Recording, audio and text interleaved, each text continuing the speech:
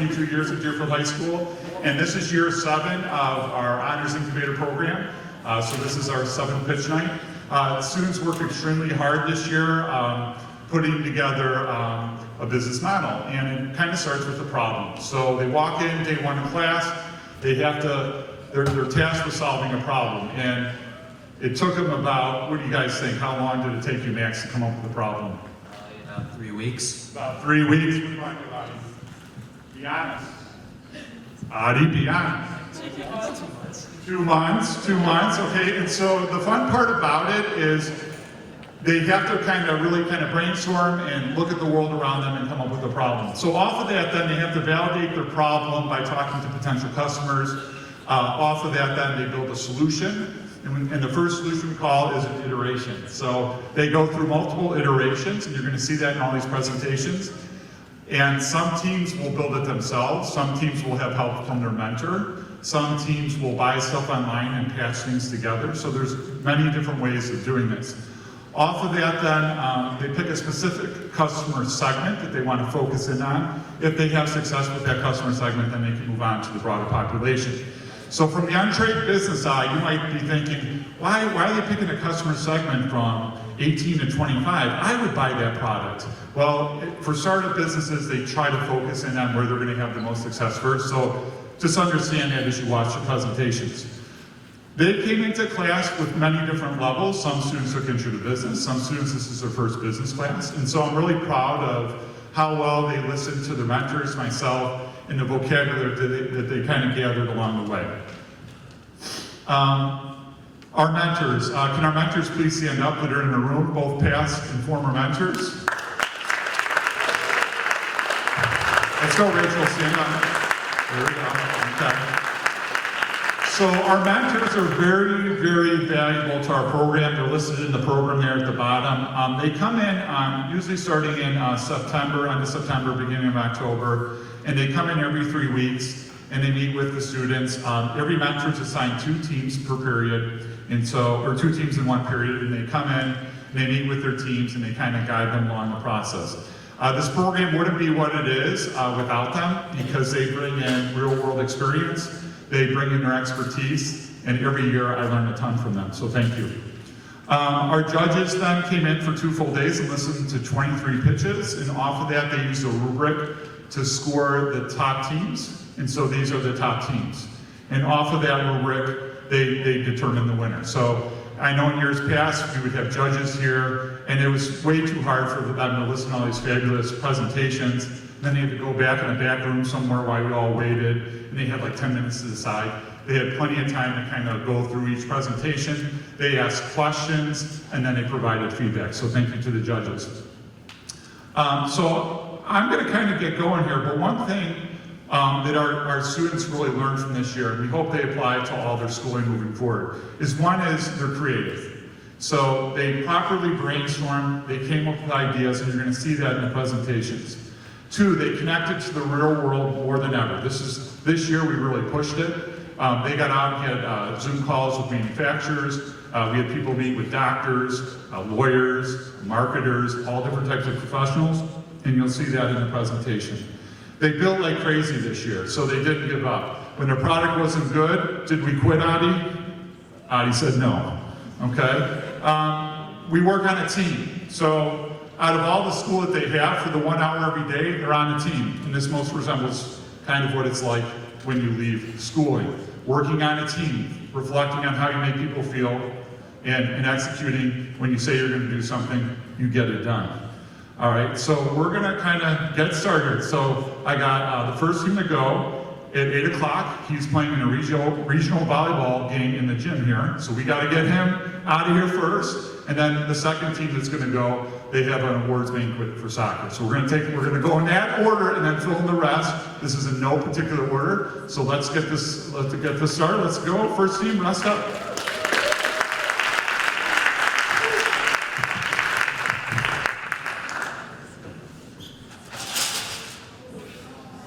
Don't be breaking other team stuff.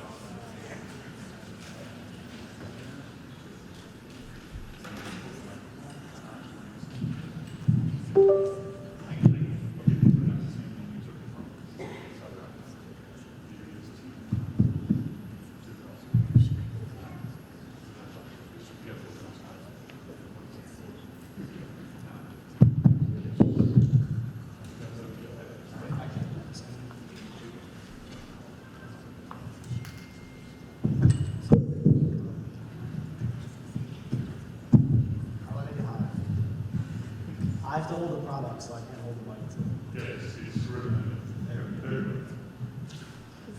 Make sure you're tight.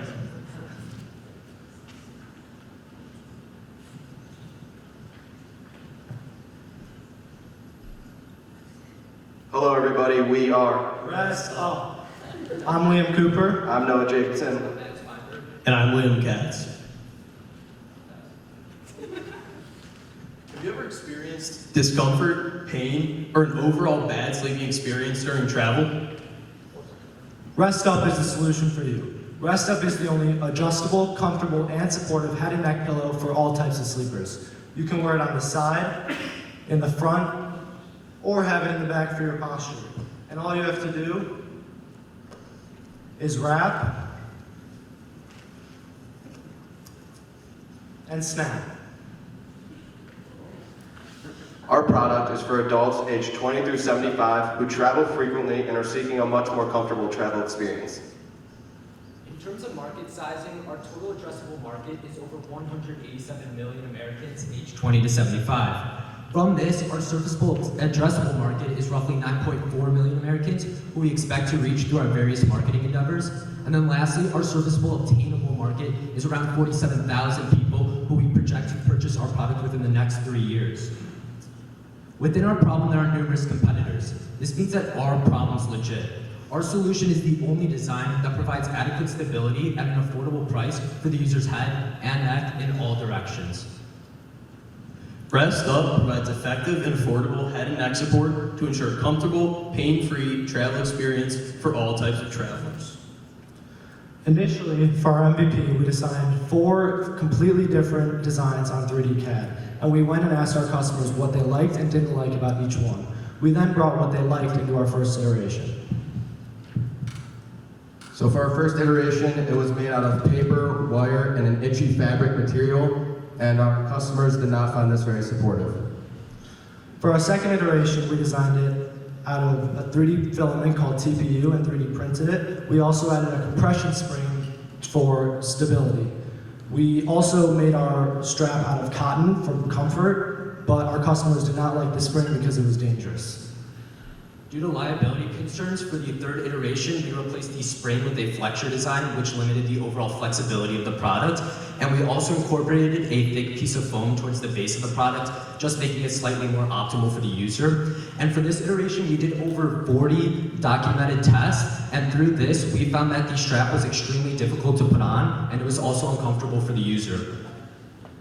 So, because the strap was uncomfortable, we got rid of the current strap and implemented a soft felt scarf strap that is much more comfortable on the user's neck. Furthermore, because the product was not adjustable, we added thin foam pieces that were Velcro to make the height and width of our product adjustable. For our most recent iteration, we added memory foam for comfort. We also added pillowcases that come on and off the pillow so you can wash it and clean it. And finally, we made our scarf out of Nylex, which is a material that connects to the hook side of Velcro, so it's completely adjustable. And so far, our customers have loved it. For our more recent iterations, we documented over 60 visual tests. And these include testing on flight attendants, business people, and even strangers that we walked up to on airplanes. To make sure that our pillow could be used for posture, we talked to a licensed chiropractor named Laura Nieder. We worked with her and she taught us about it, and then she also helped us redesign the pillow. So we plan on selling our product for $34.99, which gives us a 100% markup rate, and we chose this pricing based on value-based pricing and penetration pricing. This also is a direct-to-consumer business, which means you'll purchase from our website and it'll be directly shipped right to your front door. So moving on to our startup marketing, we've taken to Instagram and Facebook, utilizing their business features to analyze consumer data. Furthermore, we've made ads such as the video ad shown here. Sleeping without proper support will make your flight feel like this. But don't worry, there's a solution for you. The all-new Rest Up Travel Pillow. Rest up, sleep better. So moving into our ongoing marketing here, Rest Up is looking to partner with larger companies such as skincare company CeraVe. So with this partnership, we would create what we call the Rest Up Jet Lag Essentials Pack. And what this would entail is 1 Rest Up product, 2 CeraVe facial products, and a numerous amount of other travel products. And this would help to expand the customer base for our product through the company CeraVe. Continuing on with this ongoing marketing, we're looking to obtain ad space in #1 world-ranked travel magazine, Travel and Leisure. And this magazine has 16 million monthly readers, and so this would exponentially grow our customer base. For our Kickstarter, we launched a 60-day all-or-nothing campaign to raise $1,000, and within just the first 2 weeks, we surpassed this, raising over $1,100 and receiving 10 pre-orders, which told us 2 things.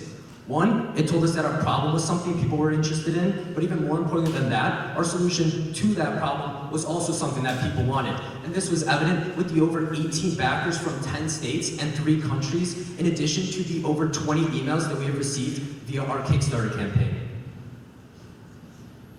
So to purchase our product, you can head over to restuptravel.com as well as purchase our product and it'll be delivered right to your door. For our cost of goods sold, there's 4 main pieces. The first is the base, which we have a quote for about $7 per unit for injection molding from 3D Plastics. The second is the scarf, which we have an overseas quote for about $1 per piece from Richard Wadiri. The third is the memory foam, which we have a quote for about $2 for both of these per unit from Foam Factory. And the final one, we estimate that our pillowcases will be around $6 for the label and material costs, which totals $16 per unit. For our startup marketing, we estimate it to be around $61,000, $44,000 of which is for the mold for the injection molding, $1,600 of which is for raw materials, and then $16,000 of which is for our startup marketing. Moving on to our selling, general, and administrative costs, our most expensive monthly cost here is our ongoing marketing. This is mostly coming from our ad space in Travel and Leisure magazine. This being said, our total selling, general, and administrative costs per month totals to about $3,500, totaling to $42,000 annually. For our year 1 financial model, we expect to lose over $11,000 in the first year, simply due to huge startup costs and the fact that we need some substance to launch our business off the ground. However, as we move into year 2, and especially year 3, we expect to net over $800,000 of profit, and this is mainly because we would be shifting from the 3D printing model, which is a lot slower, to an injection molding method, which can print our product in just seconds. For our next steps, we hope to raise our $44,000 for our mold, and then we also want to look into warehouses for when we do injection molding and have to store a large number of Rest Up in a warehouse. You can contact us here. Thank you.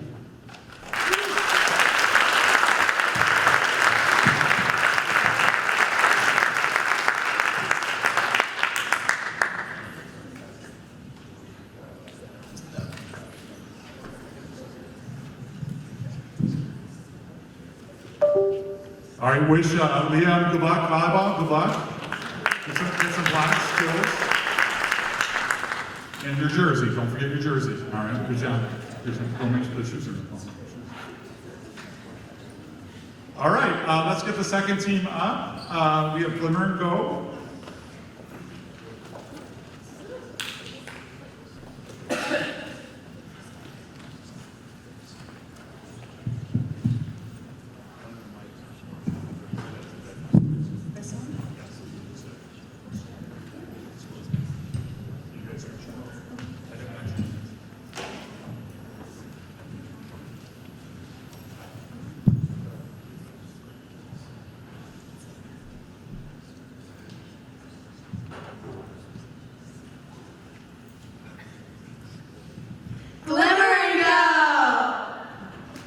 Madison, I can't put on my bracelet. Will you please help me put on my bracelet? This is so frustrating. I'm busy right now. I can't. I can't do this alone. But I have an idea for you. You should try the Glimmer Grip. Thank you. Stop with the stress. It's time to impress. Hi, I'm Ryan Emery. I'm Madison Sale. I'm Gabrielle Strauss. And I'm Ava Bum. I'm Justine Taylor. So this is the Glimmer Grip. It's a handheld tool with a hook stemming out of the bottom. You attach the chain to the hook, and with your freed hand, you clasp it with ease. Our customer segment is teenage females. Our TAM is all the teenage females in the United States. That's around 10 million people times our selling price of $12, which gets us around $120 million. Our SAM is the people that we believe we can reach through social media and marketing. That's around 400,000 people times our selling price of $12, which gets us around $4 million. Our market share is the people we believe will actually buy our product. That we estimate to be around 66,000 people times our selling price once again, which gets us around $800,000. Our competitors are difficult to use and overall do not get the job done. So we took these cons of our competitors to improve this type of product, which ultimately led us to create the Glimmer Grip. Our UVP is a quick and easy way to clasp your bracelet to simplify your everyday routine. Here is our MVP development process. As you can see, this is the first iteration of the Glimmer Grip that we made out of paper and a paper clip to get our ideas down on paper. We used the cons from our competitor to kind of develop our own product. This is the second iteration of our Glimmer Grip. We created it using cardboard so that it would be more stable, so that our potential customers could get a better idea of what we wanted our product to become. And overall, people said that the brown did not match our brand and that the hook was really flimsy. This is our iteration number 3 of the Glimmer Grip. We 3D printed this model, again with the hook stemming out of the bottom of the handle. We conducted customer interviews, and they ended up saying that the handle is not long enough and the hook is not stable.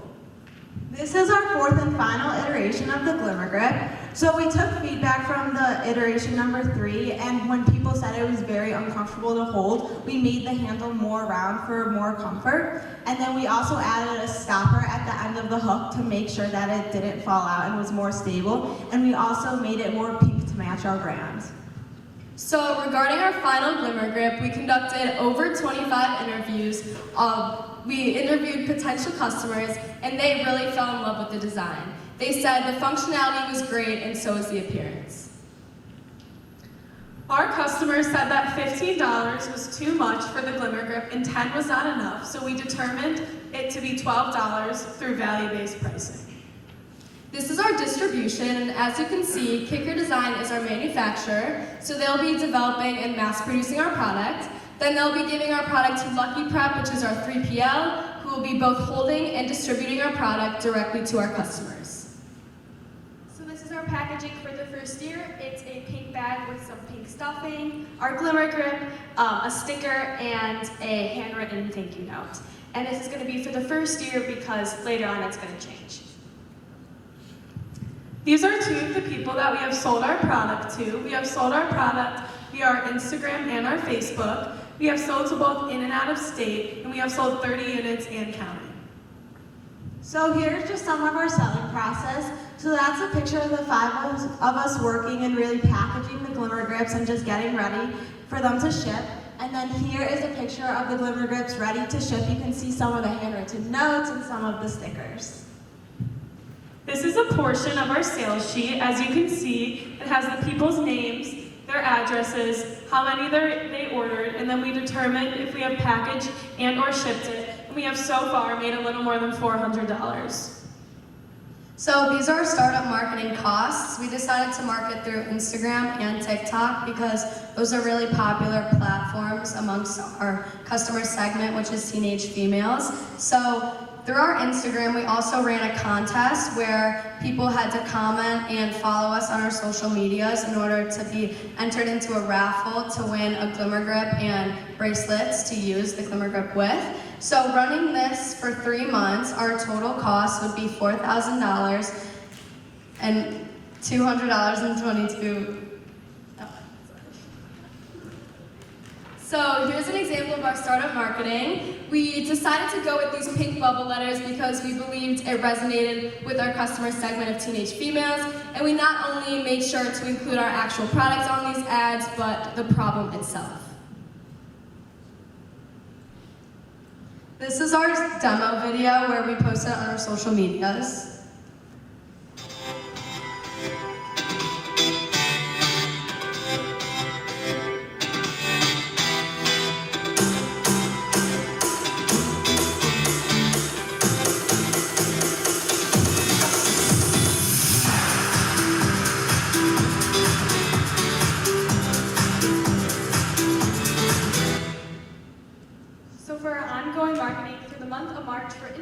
Women's Day, we had a 25% off sale, and currently going on for the month of May, we have a Mother's Day 25% off sale.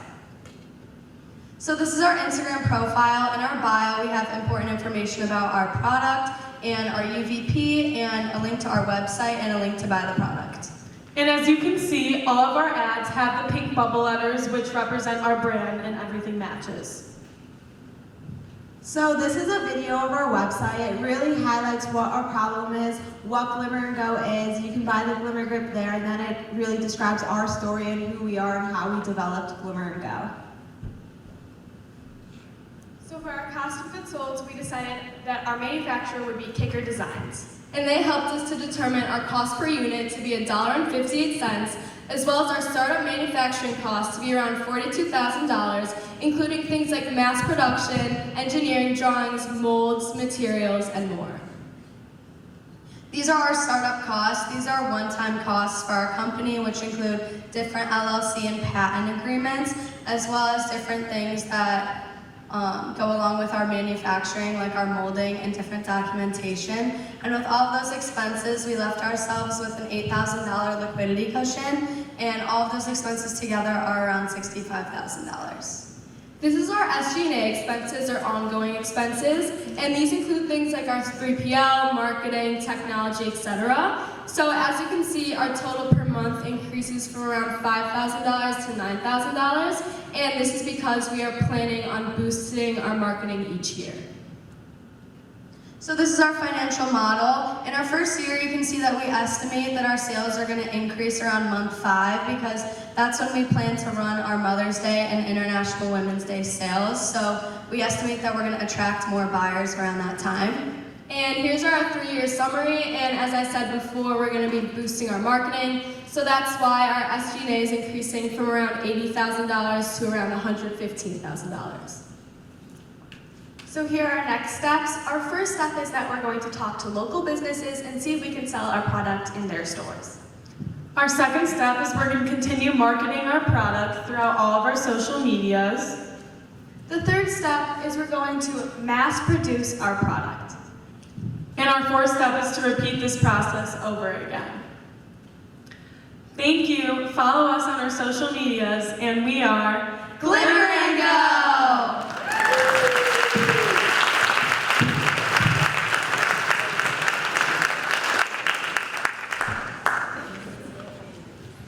All right, so I got my 2 teams that had to get somewhere. On that first team, Rest Up, one thing that they did really, really well was they were entrepreneurs. So one thing we're used to as students, we're used to our teacher telling us what to do all the time. We're waiting there. And in this class is, we want them to kind of figure out what needs to be done and kind of take over. And Rest Up kind of, from the get-go, they did an excellent job of just kind of getting after it and building it and just moving forward. About 2 months in, they're like, Mr. Navikas, you never pay attention to us. I'm like, you don't need my help. You're doing it exactly the way I want.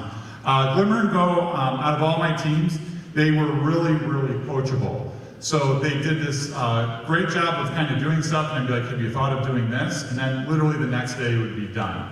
So they really took to coaching and feedback, and they were really strong executors. Rest Up's mentor was Brian Rice, and Glimmer & Go's mentor was Caroline Blazer. All right, so let's bring up our next team. Bag Barrier, come on up. You're ready to go.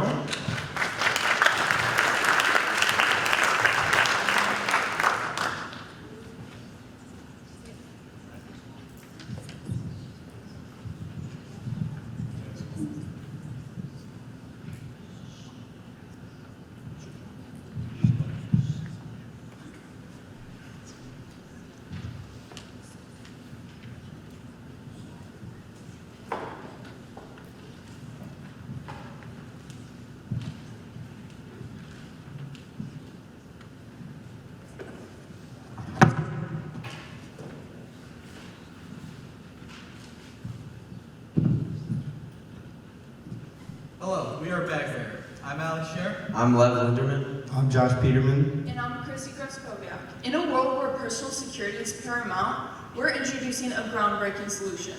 to protect your most valuable possessions discreetly and effectively. The rising threat of pickpocketing out of women's purses is a growing concern, and we're addressing the need for enhanced personal security without sacrificing your style or convenience. Did you know that in the world there are upwards of 400,000 cases of pickpocketing that occur every day? While most anti-theft solutions are bulky and unattractive, that's where the bag barrier comes in. It's a secure bag attachment that allows you to use your everyday bag. Our promise is to offer peace of mind, convenience, and protection in one secure package. The key benefits include safeguarding your credit cards, passports, preventing unauthorized access, preventing purse snatching or slashing. The bag barrier is your daily defense for peace of mind. You can walk the streets without the fear of someone poaching your valuables, and it's a simple way to stay safe. We believe a good customer segment for our product is women between the ages of 40 and 49. This is because this is the largest demographic of women that carry purses most frequently based upon our research. Here's our Tam Sam. We're really excited about our big market potential of 20.2 million women between the ages of 40 and 49, and that's from the US Census. We believe we can reach 400,000 of that via our social media, and then 56,000 of that we believe will then click on our website, which will lead to $1.96 million in sales in the first 3 years. Now I'd like to walk you through our MVP story. It all started off where we just drew a bag on a piece of paper and drew a line right in the middle of it with your valuables under it, so when a pickpocket would reach in, they would feel nothing to grab. We realized this wasn't really practical, and we didn't know how it would secure in your bag, so we created a cardboard iteration that stood up on 2 legs and had Velcro that would attach to the inside of your purse. We got feedback on this iteration, and we found that it was very bulky to be in women's purses, and most women did not want Velcro sticking in their purse. So then we created our 3D model, which was our 3rd iteration, and while we were talking with our mentor, Tom, we kind of envisioned what it would look like. We have a couple pockets where you could put your things in, and we also had a handle that would somehow attach to the inside of the bag. We took all the information we got from those first 3 iterations to create what Alex is holding right now, our 4th iteration. We're currently receiving feedback, but it has a very heavy-duty clip that can attach to any O-ring inside of your bag.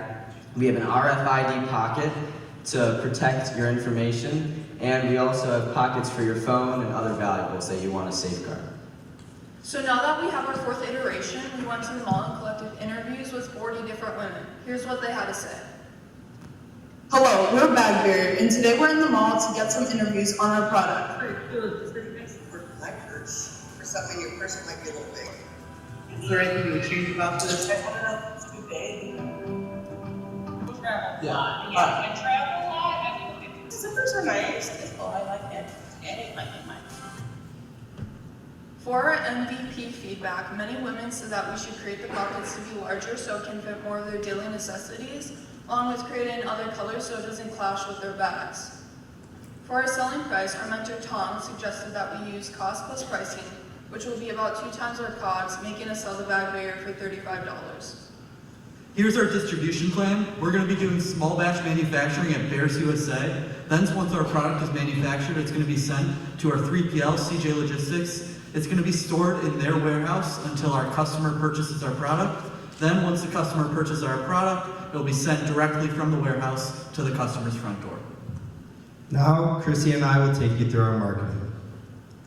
For our start of marketing, we'll be using Meta Business Suite to maintain our social media presence, as well as obtain data based on what our customers are looking at. And here's our demo video that we'll be posting on both Instagram and Facebook. In today's world, pickpocketing is more common than you might think, with over 400,000 cases every day. But don't worry, with Bag Barrier, you won't become just another statistic. Say goodbye to thieves sneaking into your bag. Simply open your bag, grab the clasp, and attach it securely. Safety has never been this simple. Bag Barrier's design includes 3 spacious pockets offering ample storage and superior protection, featuring our innovative iPhone arm of ID Protection Pocket. Now, you can safeguard not just your belongings, but your digital information too. Visit us now at bagbarrier.site and ensure your peace of mind today. So for our start Instagram ads, we want to include our story and get it out to customers telling them why we chose to make this product, and also why pickpocketing is a real threat. And to emphasize the threat of pickpocketing, we decided to include this large statistic to prove that point and hopefully have customers come to our website and then purchase our product. And now we'll be going to a trade show. Our purpose is to get more potential customers and investors for the bag barrier. Here we'll have a box that we'll hand out to these people where inside it'll have the bag barrier along with some other goodies like stickers. And here's a mock-up of our trade show table and banner. And so for our ongoing marketing, we'll include ads on our Facebook and Instagram, such as new product arrivals, product sales, and customer feedback. Here's our ongoing email list. Inside we'll include frequently asked questions along with product improvements. And here's our website. Now you can purchase the bag barrier directly from us, along with book an appointment to customize the dimensions of the bag barrier to your bag. Finally, I'm going to walk you through our financials. Our cost of goods sold, we've been in constant contact with 3 different manufacturers, including our mentor, and we have landed on the price of $14.77 to manufacture in the US and $9 to manufacture overseas. Here's our startup cost breakdown. We have many different things, but the largest cost is our startup inventory for the first 6 months, and that's $32,209. And our total startup cost is about $60,000. Here's our year 1 SG&A. This is a per month cost. This includes social media, email lists, our 3PL breakdown, which is our pallets, our cost per pallet, and our fixed storage costs, as well as our internet. This totals out to $43.20 per month. Here's our financial model for year 1. You can see as the year goes on, we're scheduled to sell more units, and that's because we believe our product will become more popular during the holiday season, which is later in the year, because more people travel during that time. And here's our 3-year financial summary.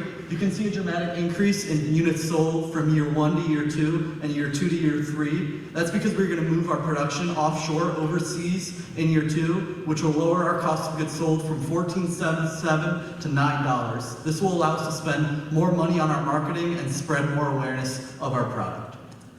The next steps that we'd like to take is we want to allocate more money to social media advertising, which we'll receive from investors and also a benefit from switching our production offshore. We also want to keep listening to customer feedback and making changes as necessary, and also evaluating the success of our advertising using Meta Business Suite. Thank you for your time.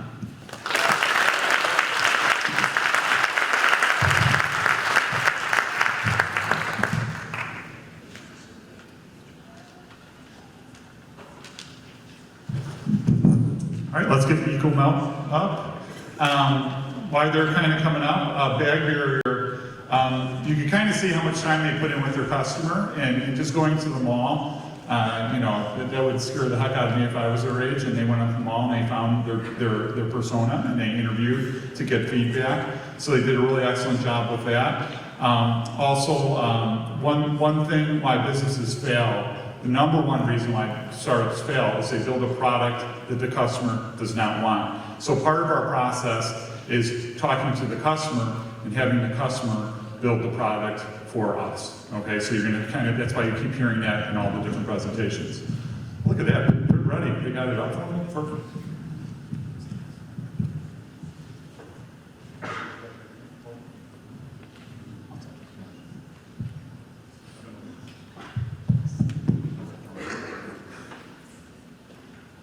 EcoMelt, driven by nature, melted by EcoMelt. Oh, this is just the worst. Say no to the snow. Meet the team. I'm Matthew. I'm Ari. I'm Mohammed. And we have all been majorly bothered by the fact that snow doesn't melt off electric vehicles. And over this time, this can damage our car's hood, and more importantly, it can obstruct drivers' views. This brings us to our solution, heated coils. We will be attaching heated coils under the car hood, and this should effectively melt all the snow off. Our customer segment for our product are electric vehicle owners north of the 38-degree latitude line, meaning they receive snow. And we're super excited to share that we're an untapped market, and the only way you can solve our problem right now is using the brush which Matthew had, and that takes time and labor, and nobody wants to do that. EcoMelt offers an effective and a way to maintain an unhindered view while driving in the snow. To the left, you can see a demo of our products. This is the 12.5 feet coils that we will be using, and you can see how it will be powered to the right. Our TAM are the 8.8 million registered EVs in states below the 38-degree latitude line, and our SAM are the 850,000 people we'll reach in 3 years through our social media campaign. For our SOM, we expect a 10% conversion rate, and this would equate to 19,000 units in 3 years mathematically, but due to our seasonal pricing, we expect to increase that to 25,000 units in 3 years, and that would be a revenue of $6.57 million. So how did we decide on heated coils initially? We interviewed many people, and the most frequent response we got were heated coils. With this, we began our MVP journey. We were also really intrigued by how heated coils worked in other places such as homes and cars already. We talked to automotive engineer Dr. Richard Riff and our local Tesla dealership about the viability and safety of our product. From there, we learned that our coils are a viable solution, and in order to test this, we would need a test on aluminum 2024. For our customer feedback, we showed over 30 potential customers this digital sketch, and many said that our problem seemed very frustrating and that the solution would make it way more enjoyable. And then we started by talking to them face to face, and then we gathered their emails to follow up. So we decided to put our coils to the test because there were a few customers that seemed a little skeptical. And you can see here, we measured how much ice would melt off of the aluminum acting as a hood in 5 minutes, and only 4% of the ice melted. Now, once we added our coils underneath the hood, you can see that 100% of the snow melted, and this only took 3.5 minutes. We spoke with 20 more potential customers, and we showed them that, and many loved the idea, but wanted to see this done with a real car, and they also wanted us to ensure that our product was safe. For the most recent MVP process, we referred to the customer's feedback. We attached these coils onto these hoods, and this provided an efficient way for the coils to be onto the hood while the vehicle is in motion. And then we tested to see if it impacted the functionality of the product, but it did not. As you can see here, the snow melted within 1 minute and 30 seconds, which shows the effectiveness of EcoMelt. So our selling price will be used based on value-based pricing, but we also want to implement a seasonal pricing approach because we will have much higher demand in the winter months. With this being said, we'll be selling at $225 in the summer months and $325 in the winter months. Now, since we have a normal and complement good, we will be experiencing increased demand and quantity demanded. And to prevent damage, it costs between $2,000 and $3,000 to replace the damaged hood, but EcoMelt only costs $225 or $325, so it is definitely worth the investment. And for one of our main startup marketing campaigns, we decided to purchase a list for EV drivers, and you can see here there's the cover, and we'll be getting information about almost anything you can think of for EV drivers, and we'll be sending letters and emails to them to effectively reach exactly what our customer segment is. Here's our video.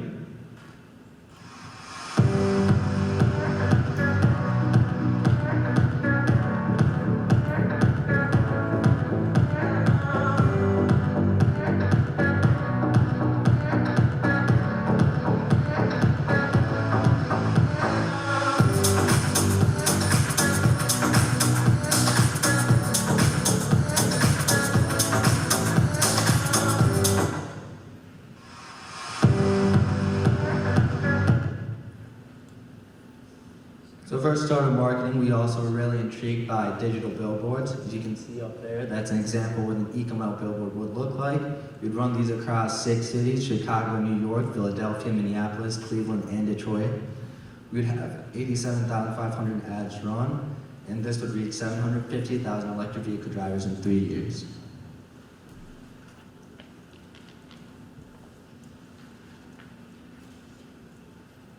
This is a close-up of our billboard ad. A map of where the billboards would be located. And here's a sample city we picked. This is Chicago. These 5 bullet points you see up there show the 5 busiest highways leading to the city. And we would target these because we know electric vehicle drivers will be driving on them. For our ongoing marketing, we created our mascot Meltmate, and we will be using this in our advertisements to engage with our customers in a more fun way. We also created a Facebook business page, and we will use Instagram as our main platform for our public relations. So far, we've received over 5,800 views on our ads on Instagram. We also decided to go out and leave our business cards on EV seen around town, and this was just a fun way to connect with potential customers. For our startup cost to find, our total is $374,100. For our startup inventory and our cost of goods sold, we had many meetings with Truscon Gutters and Roofing, and we knew this was the right match once the large car manufacturers wouldn't reach out to us, and we got a really responsive company with the Truscon. They were open to implementing our design, and any idea we had, they were open to it. So we were quoted at $178 a unit with everything included and professional attachment, which means we could eliminate third-party logistics in the Chicagoland area because this is a local manufacturer. However, for 5 other cities, we would need third-party logistics, and that would increase the cost per unit from $178 to $188. And then for our startup marketing costs, we plan on spending $69,000 on a combination of the direct mail and email and the billboards. For SGA per month, our total is $4,600. And then for our ongoing marketing cost, our total spent will be at $1,200 for both Facebook and Instagram advertising. For our financial model, we really wanted to highlight the $1.38 million in projected profit after the 3 years, and this is done using a weighted average for our cost of goods sold. Here's our website.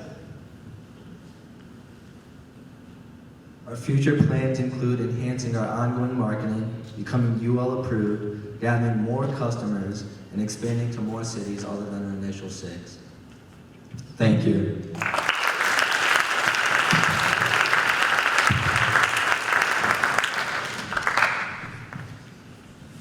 All right, great job, guys.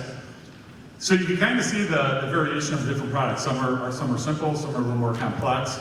And Matthew is a very experienced Halloween decorator who works a lot with electronics and stuff like that. Probably the best house in town when it comes to Halloween.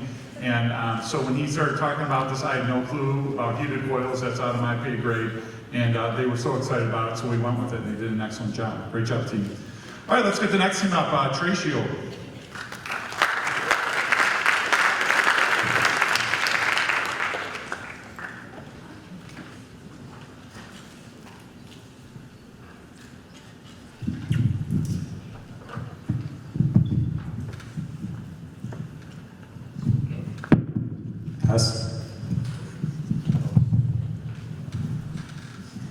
We are Trey Shield.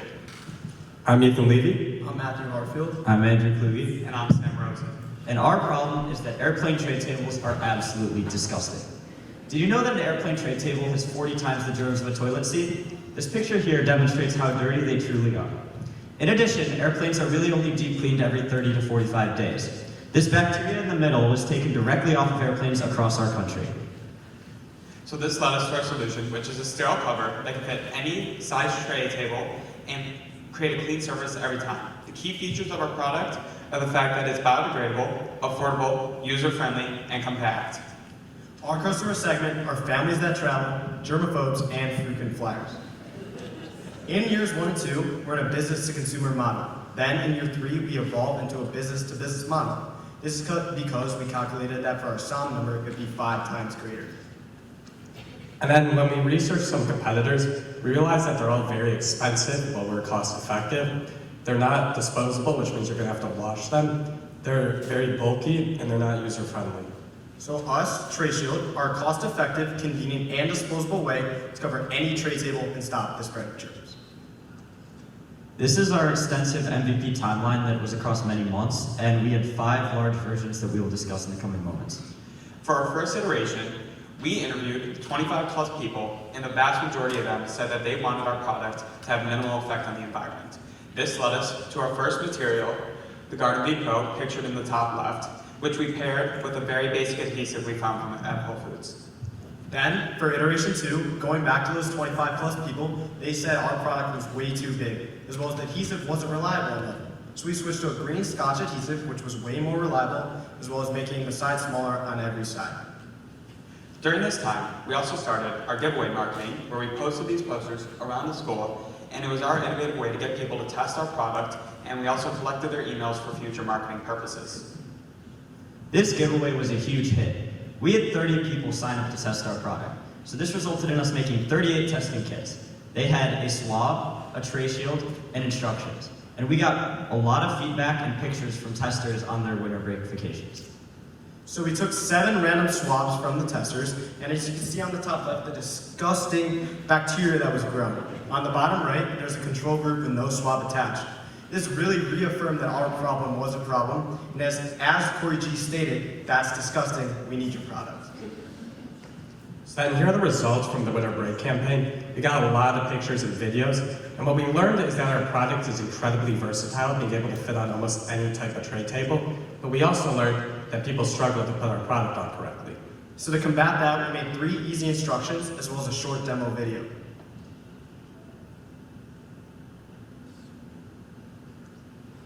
And the revisions we made for spring break was we still had to make the length smaller, as well as we switched to another more reliable adhesive called Gorilla. We also started doing interviews for potential ideas about packaging. Our testers brought up some things they wanted in our final iteration of our product, and this led us to realizing that they wanted it to be very versatile, and they wanted to be able to use it on every type of airplane, but it also had to stay on for the duration of the flight and not fall off. And the last thing was easy removability. So this led to our final iteration here, which has 2 adhesives on both sides, and they have pull tabs, which makes them very easy to place. This means our testers could place them in under 10 seconds as opposed to the 30 seconds of the previous versions. Now going to the packaging iterations. For our first iteration, we had a really minimalistic design showing our name, our UVP, and our logo. It also had a mechanism which would dispense 1 tray shield at a time. Then, after a bunch of consultations with many people, we talked to Mr. Moran, who's the DHS graphic design teacher. He said that our packaging was way too boring. So we added blue lines on every side to show and to keep the eye. We also added the recycling logo on the front because that's a key feature of our product. For our startup marketing, we plan on spending $12,000 over the first 3 months of our company, spreading it many mediums to maximize our sales. And then here are some examples of our startup marketing. Here's some TikToks we posted, as well as this poster which you can still find around the school.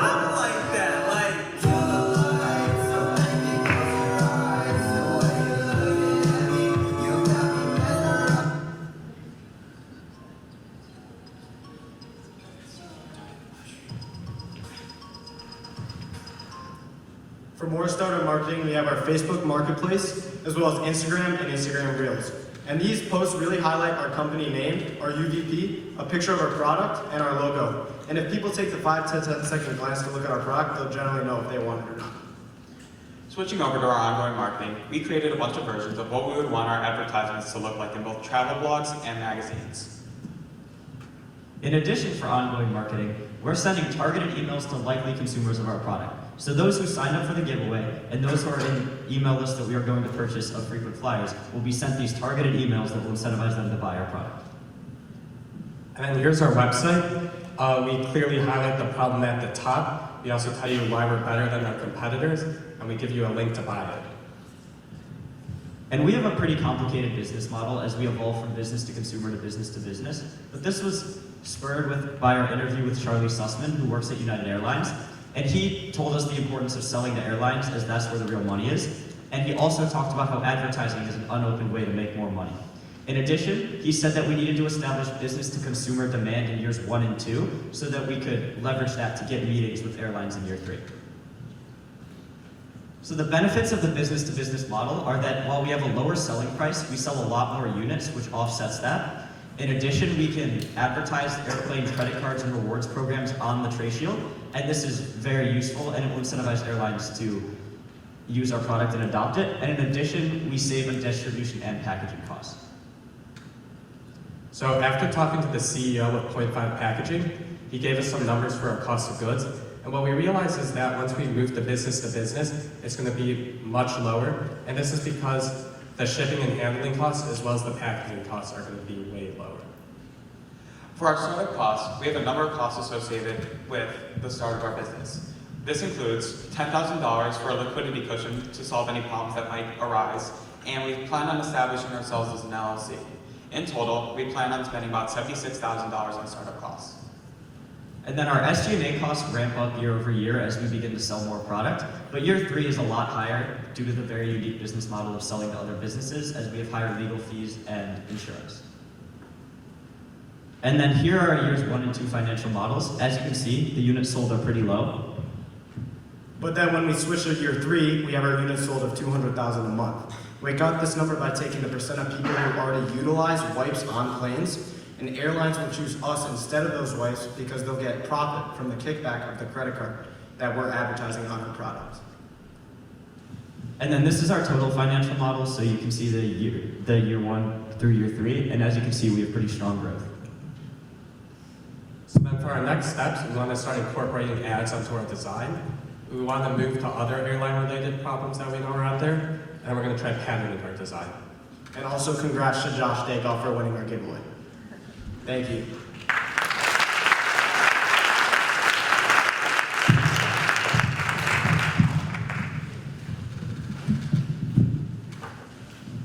Good job, guys. Bag Barrier's mentor was Tom Auer. EcoMelt's mentor was Ed Rossini, and Tray Shield that just went, their mentor was Lee Guffman. A funny thing with all the products, it's always fun because when they get really excited about what they're doing, there's kind of a buzz and a stir. You know, Glimmer Go coming in, hacking up their stuff, getting the pink stuff all over my carpet everywhere, you know, Tray Shield. I took 14 of our students, went on a DECA trip to Anaheim, California, and out of the 14 students that went to National, 7 of them are current incubator students. And Tray Shield, I get on this plane, it's one of those big planes with like 4 or 5 seats in the middle, 3 on both sides. And I'm sitting here and all of a sudden the Tray Shield comes out and it's on like 10 trays. All these kids are using Tray Shields. And then the neck pillow comes out at the same time. Like, you gotta be kidding me. Like, we all get off the plane, there's 13 of them standing here. I'm like, we're missing one kid. Where is he? It's this guy with his neck pillow talking to people on the airplane. You know, so always be closing, always be closing. All right, so next up we have Flex Apparel.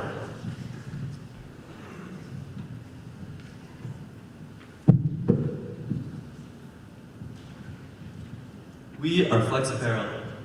I'm Ethan Brooks. I'm Ben. And I'm Nitin. When was the last time you exercised outside? Maybe you went for a run? Did you wear a fitness tracker and was it too tight or too loose? Our problem is that watch bands never fit, and a lot of materials cause irritation on the skin.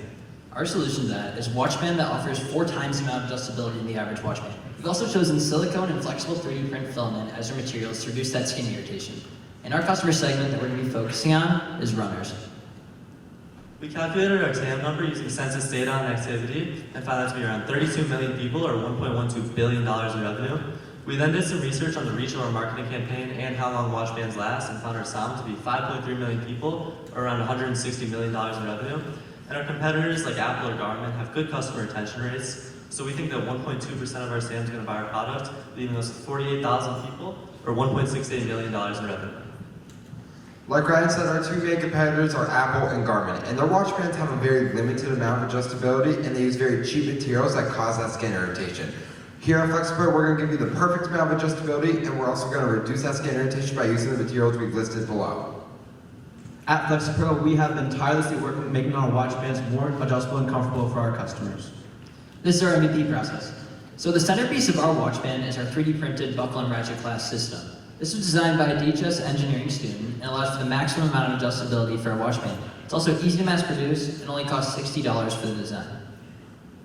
As Ben said, this was designed by a DHS engineering student. His name's James Zhao, and he'll be attending Cornell University next year. None of us knew how to 3D print, so we reached out to him and he put our idea into Tinkercad, and we still use it today. So for our first MVP iteration, we were able to attach all of our parts through tape, and after that, it really incorporated our ratchet class system. We took the first iteration back and we went and got interviews. We interviewed 50 customers, and the customers loved the ratchet clasp, but they thought the tape was unfinished and there's durability issues when it was dropped. So we listened to our customers and we decided to use silicone glue to connect the parts in our second iteration. This gives us a much more finished look and it's a lot easier, it's a lot more durable when it breaks. We went and talked to 65 customers this time, and we got extremely positive reviews. They loved the new sleek look, and there was no durability issues, and it was very comfortable. Revenues. So we conducted a lot of market research and interviews to find our selling price strategy. So then through that, we found that customers really see the value and uniqueness in our products. We're going with the value-based pricing strategy, and we're going to start by selling it at $30 a unit. Our product's going to be manufactured in China and then shipped to us, and we can either sell it at our pop-up stands, more on those later, or customers will buy it on the website and we'll ship it to them using USPS. So this is an example of our packaging. It shows our logo right there in the middle with windows in the top and bottom so that customers can see our product's uniqueness. We're also going to include clasp instructions on the back so that for people who might be a little confused on how to use it.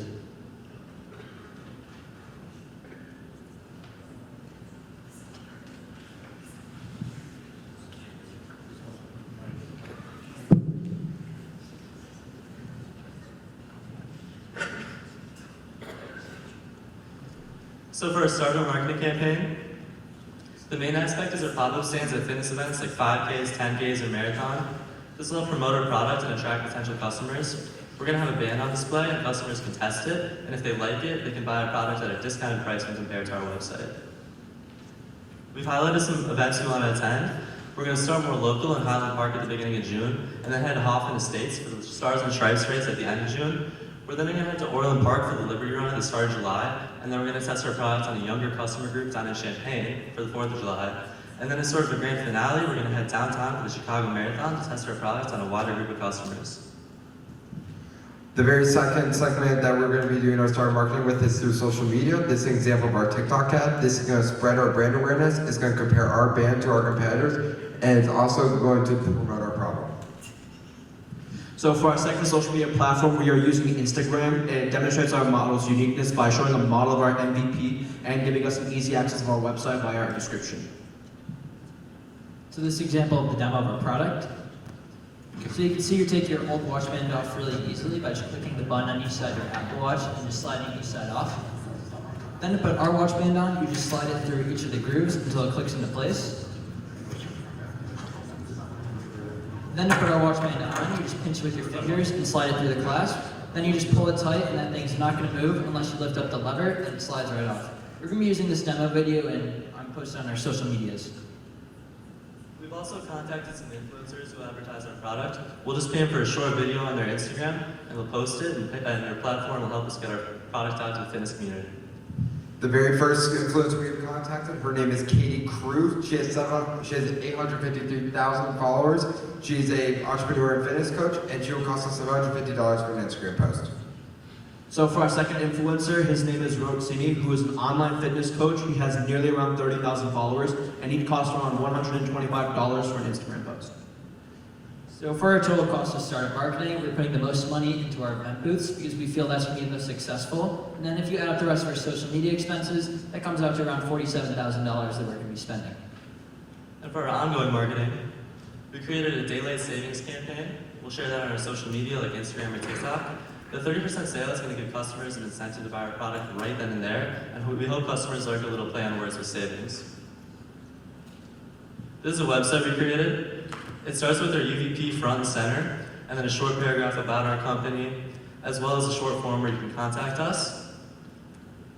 We then have a more in-depth page about us that demonstrates our problem and our solution, as well as paragraphs about us and what we all do for the company. We then have a page where you'll eventually be able to buy our product once we get that in production, and then another page where you can contact us with any questions or inquiries about the product. So this is our cost of goods sold process.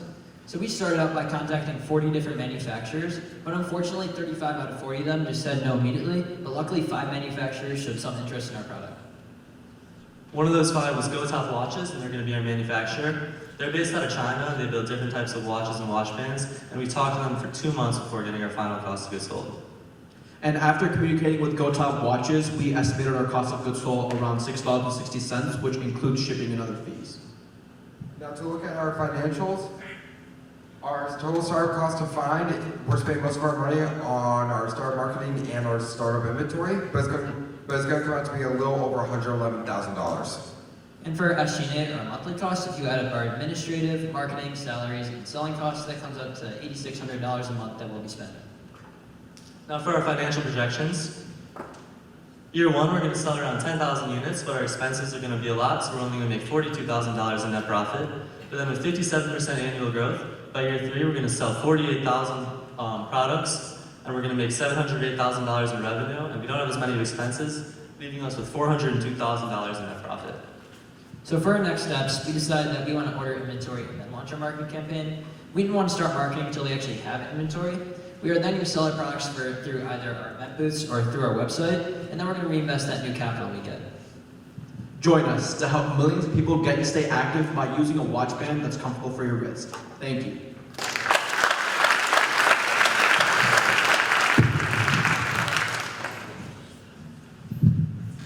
Good job, guys. Flex Apparel's mentor was Matt Geisler. And as you can see, as entrepreneurs, they have the idea, but they need help. And part of being an entrepreneur, we're teaching them is to find the right people. Sometimes it can be the mentor, sometimes they find their own person. So they found an engineering student to kind of work with. Dave, is your answer? Shiz, where's your aunt? Wave Ava's aunt. So she was printing off all their product for them. So they had to print all the things that they were selling. And Ava's aunt stepped up and she had that 3D printer machine going. How many do you print today? It just kept going. It just kept going, right? Okay, so that's what we're teaching them. So finding the right people, as a business person, we're good with business and marketing, and sometimes we need help in other areas, and the students do an excellent job on that. All right, so here's our last theme for tonight, the armadillo.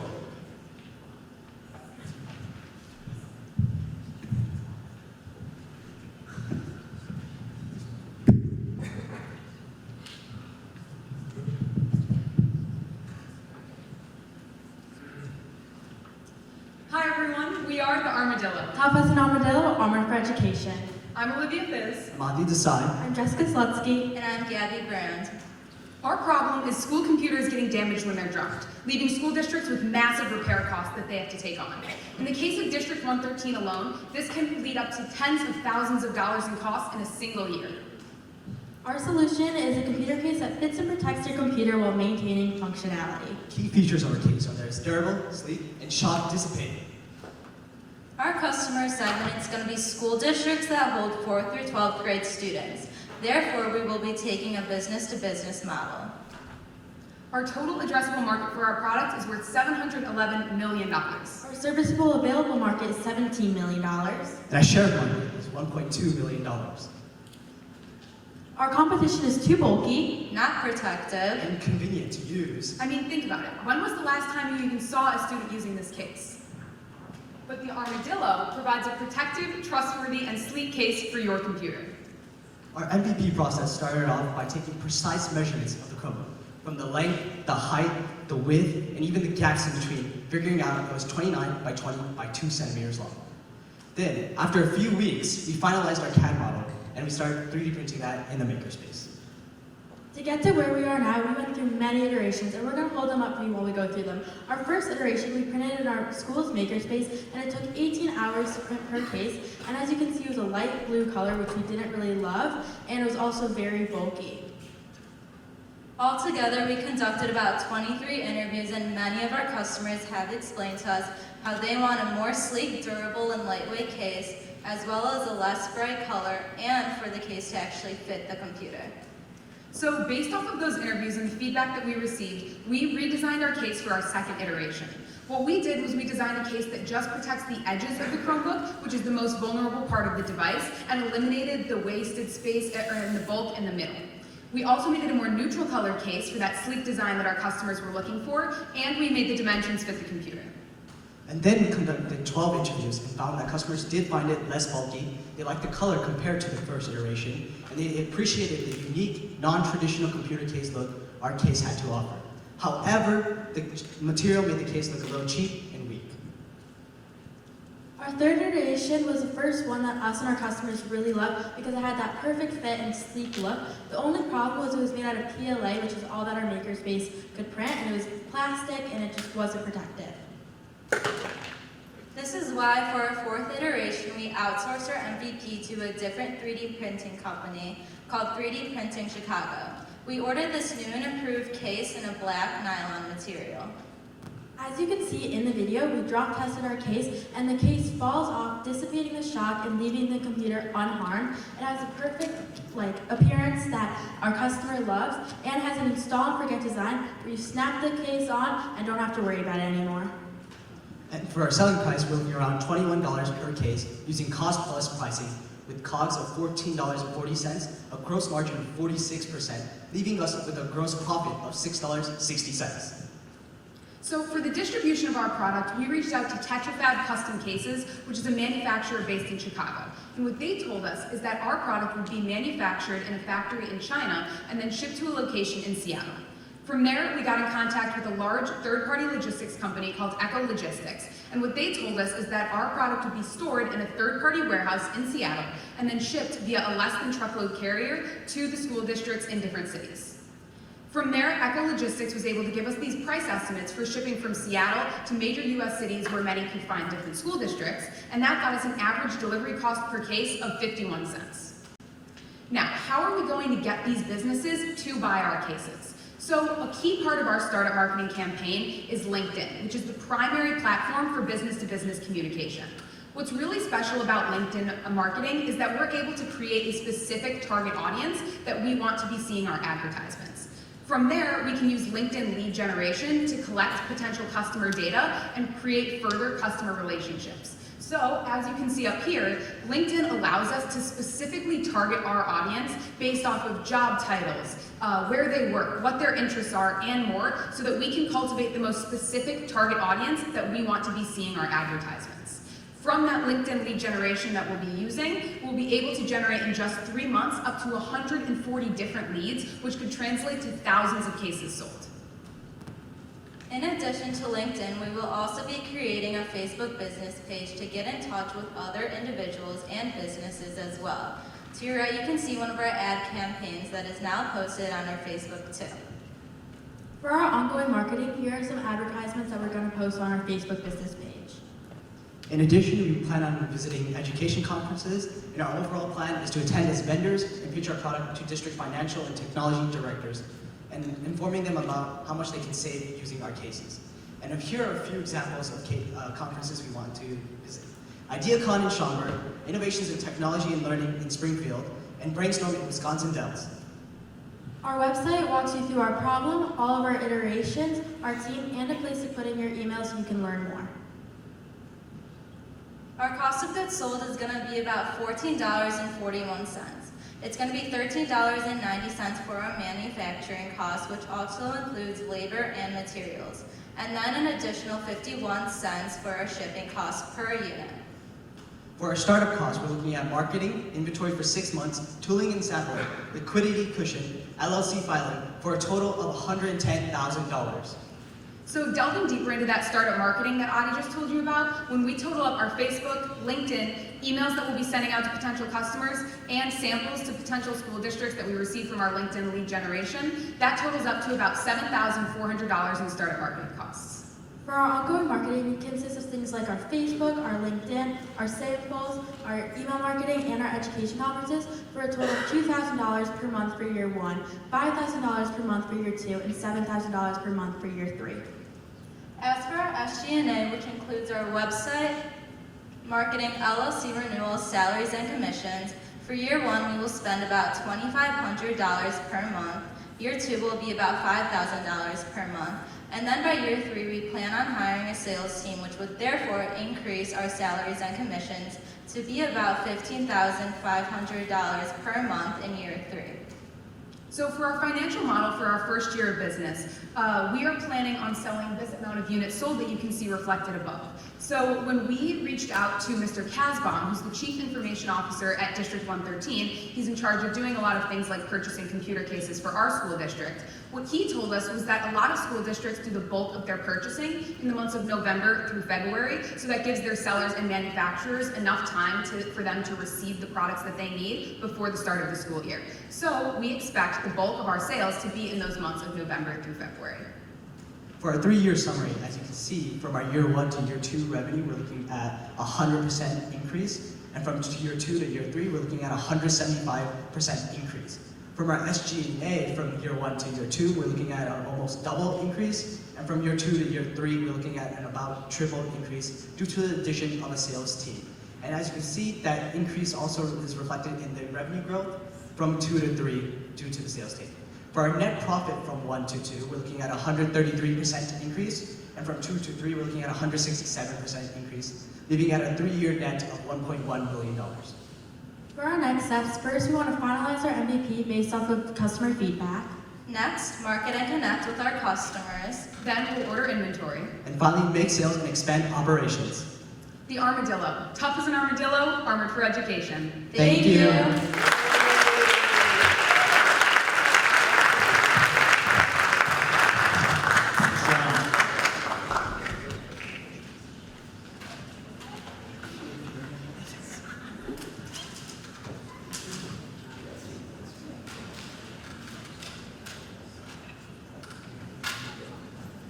Okay, so the nice thing about Armadillo, their mentor was Lee Guthman. You could kind of see with their design, they just kept at the design, kept at it. They talked to real life people and to kind of get that feedback and built their financial model based off of real life situations. So I'm really, really proud of all 23 teams in the program this year. I do think I have the best job in the school because I have students that walk in my classroom, they're excited. They pick their teams, they pick their problem, they work with real life people, and it's something that's totally different from anything that they do. Even if they're not going to go into business and be an entrepreneur or be a business major, they're building very valuable skills for their education and beyond. And sometimes they can't quite put a finger on that, but they'll know as they move on to the next few steps. If they like business though, they can go on to their senior and take honors accounting, and in that class we cover financial and managerial accounting, and that's kind of the college prep course that will prepare you really for any business school in the country. So we have a lot of students that take that. And then if you were walking in, you were looking at the slideshow, we have the largest DECA club in the state with 271 students, Deerfield students, in that club. We're like, the next biggest chapter is like 101. So like we've more than almost tripled that thing. And Olivia and Andrew are our officers. So Olivia, you saw Andrew was, and they do an excellent job of leading our meetings. And both of them actually qualified for nationals this year. So there's a lot of room if you want to get involved with business at Deerfield High School. We're really proud of our program. You know, do I have any first, second, or third graders in here right now? First, second, or third graders anywhere? Anywhere? All right. That's what I got another decade in me. You're coming my way someday, buddy. All right. I'll still be here. I'm in second grade, but this is a junior class, so that means I can teach first graders too. So, all right. So I'm always scouting the neighborhood. You know, I live in Deerfield, so I'm always looking at that. So I'm really proud of all 23 teams, what they've accomplished. You got to see the extraordinary work of the 7 teams. So when the judges score this, they go through all the teams. I've had a total of 175 teams now that have been through this program. And my judges have seen almost all 175, and so they know what they're looking for as they go through the rubric. So they individually score each of the teams, and then they turn the sheets into me. And this year it was a unanimous first place team. All judges had them as their first ranked team based on the rubric. So I want no phone calls from mothers or fathers saying why my child didn't win, because it will go to Principal Anderson, who's sitting in the back. All right, so All right, so here's the big moment. And so after the announcement, if you want to come up and take pictures with your family, you're all looking sharp tonight. You can take pictures and do whatever you want, walk around the auditorium, I'll hang out for a little bit. But I do want to go see that volleyball match. So I'm going to head over to the gym, and then I got to pick up my kids from volleyball in Northbrook in a little bit. All right, so the winner of Pitch Night 2024 is Trey Shield.